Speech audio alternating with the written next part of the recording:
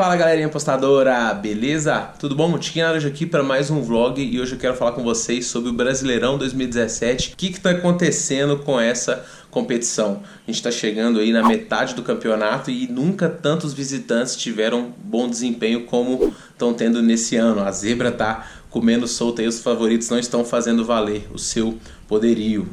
O exemplo são muitos: Atlético Mineiro está sendo um péssimo mandante, coisa que tradicionalmente não vinha acontecendo, e muitos outros tropeços também. O Vitória eu tenho visto que também está muito mal, o Atlético Paranaense, enfim, os exemplos são muitos. E o que a gente tem que fazer quando a gente encontra uma situação dessa? Quais são os ajustes que o apostador tem que fazer? Encontrar um motivo pelo qual esses times estão tropeçando. E o Brasileirão ele sempre tende a ter mais zebra mesmo, porque é um campeonato mais equilibrado tecnicamente. A gente não tem uma destoância muito grande entre as equipes, né? Nenhum time é muito superior ao outro tecnicamente, o que faz com que os jogos sejam mais parelhos, e muitas vezes realmente o valor vai ficar do lado do visitante, porque todo mundo vai carregando achando que o favorito vai vencer sempre, e isso não acontece. A gente teve um exemplo claro na última rodada, onde a Chapecoense era favorita com odds de 1,50 contra o Atlético Goianiense. Essa bet não tinha valor nenhum. Eu mesmo fui ambas marcam nesse jogo e consegui ser lucrativo, mas tentando já fazer esse ajuste, né? Mas uma coisa que eu tenho percebido, que é a minha opinião do porquê que os favoritos não estão cumprindo não estão conseguindo vencer, é que os times eles têm tido uma dificuldade de propor o jogo, né? O futebol brasileiro é um futebol muito mais reativo do que um futebol de se propor o jogo, e como são times que não são muito técnicos, quando eles vão para cima eles acabam dando espaço. Então times que jogam no contra-ataque acabam conseguindo se sair melhor, com uma situação de jogo bem clara, fechadinho, saindo, encontrando espaços, buracos na defesa dos times que se lançam ao ataque, muitas vezes de forma desvairada. Eu vi um raciocínio outro dia de que as pessoas às vezes estão conturbadas, o ambiente político, as pessoas vão ao estádio não é nem para torcer, elas vão ao estádio para ver o time ganhar, e se não ganhar nada importa. O time ele vai desesperadamente para o ataque, porque só a vitória importa. Se você olhar a derrota contra o Atlético Paranaense, por exemplo, quando o Atlético tinha um a mais, outras derrotas contra o Vasco, o Galo perdeu pro Santos também, perdeu pro Fluminense, foi todas desse jeito. O time ele vai tanto ao ataque, e às vezes com um a mais ele ainda consegue tomar um contra-ataque, né? Então é uma coisa que eu tenho percebido, é que os times que têm que propor o jogo, eles acabam dando espaço lá na defesa. Outro exemplo clássico é o Botafogo. É um time que joga muito melhor de forma reativa, tanto é que conseguiu as suas classificações da Libertadores e ganhou o jogo de ida jogando desse jeito.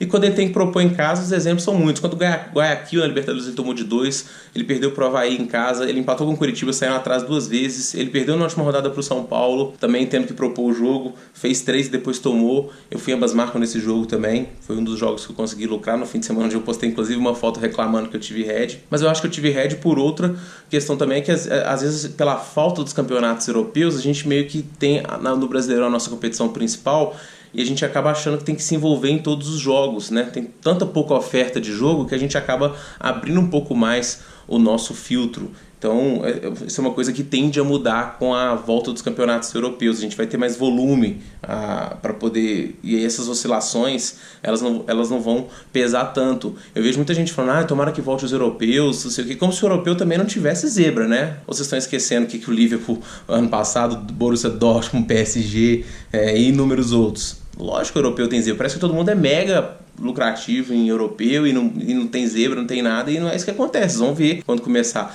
Vai ter, mas o que a gente tem lá é que, como são muitos campeonatos acontecendo ao mesmo tempo, a gente tem um volume maior, e aí acaba que a gente consegue que essas oscilações, mesmo que a gente tenha 1, 2 heads, a gente com quantidade de greens consiga superar isso, coisa que no Brasileirão muitas vezes 1 head, 2 heads te derrubam, porque a oferta de jogos são 10 só por rodada, né? Não tem jeito, você tem que ter um desempenho muito legal. Mas voltando à questão da proporção dos times, né, de se lançar ao ataque, tudo, a gente tem que começar a buscar mercados alternativos. Se os favoritos não estão fazendo valer o seu mando, a gente tem que buscar outros mercados, seja em lei a esses favoritos, como por exemplo eu fiz aí ao Vasco na última rodada no método dos bônus. A gente encerrou mais uma casa, está construindo a nossa banca, mas eu vou deixar para outro vídeo. E também em mercados como ambas marcas, um mercado que eu estou gostando muito para esse Brasileirão, e é um mercado que, no caso de se a sua linha for para over, eu acredito que você tem que pegar o ambas marcam no Brasileirão. Eu fiz as contas hoje, a gente teve até agora 66 over 2,5 no Brasileirão, 103 under, mas desses 66, 54 foram ambas marcam, pelo menos ambas marcam. E no campeonato a gente já teve 70 ambas marcam. Só 12 jogos que foram over que não bateu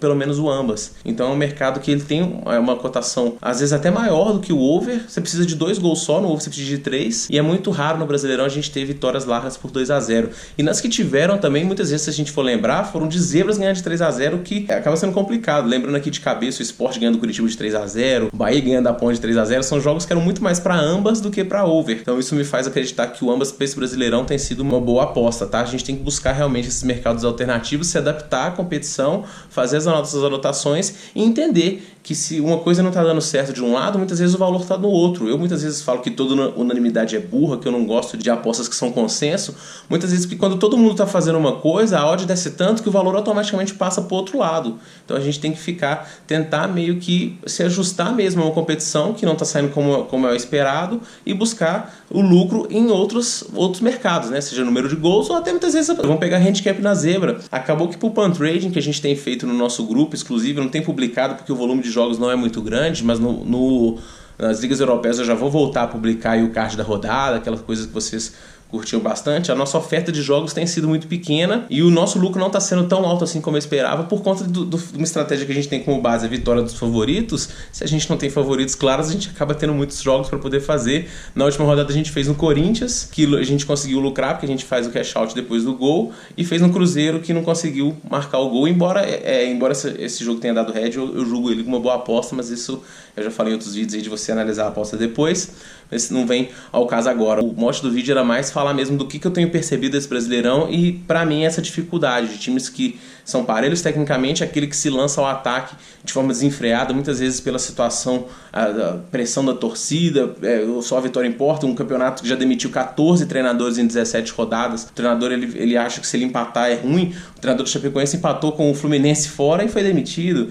Então os times vão se lançando e acabam perdendo, e acaba que seja um ciclo vicioso, que o cara não quer perder, ele se lança ao ataque, e o que acontece? Ele acaba perdendo. Então a gente tem que realmente se adaptar, mas as coisas vão melhorar, vamos buscar e fazer as melhores apostas, optar por esses mercados alternativos, e quando a gente tiver a volta dos campeonatos europeus, a gente vai ter mais volume e a nossa amostragem vai ser maior para a gente poder conseguir verificar se as nossas estratégias estão realmente sendo boas. Eu no Brasileirão eu esperava estar bem mais lucrativo do que eu estou pouco negativo, poucas unidades, mas num cenário onde muita gente está tendo prejuízo, eu julgo até que de certa forma isso é positivo, e eu vou continuar seguir postando lá no site do Quero Apostar e no Mercado das Apostas minhas dicas, e quem quiser seguir é só acessar esses dois sites, beleza? No mais, eu quero recomendar para vocês hoje o site da NetBet, que é uma casa que está chegando no Brasil e já está em vários portais, está na Aposta FC, está em outros portais fazendo promoções, que é uma casa que eu conheci os responsáveis, é uma galera muito séria por trás, são gigantes no mercado, e você vê a casa, ela já tem cash out, tem mercados de Série D, Série C, coisas que o Danilo Martins aqui do Quero Apostar usa muito. É uma casa que ela realmente, vocês podem ver que ela veio para ficar aqui no Brasil, o projeto dela é muito legal, e eu tô como parceiro dessa casa e quero recomendar para vocês. Tem um bônus aí de 100% até R$200, beleza? No mais, então deixa de se inscrever no canal para você receber todos os meus vídeos, e curtir também a gente nas nossas redes sociais para você ficar por dentro aí do dia a dia do apostador e curtir os nossos materiais, beleza? Forte abraço para todo mundo e boas apostas.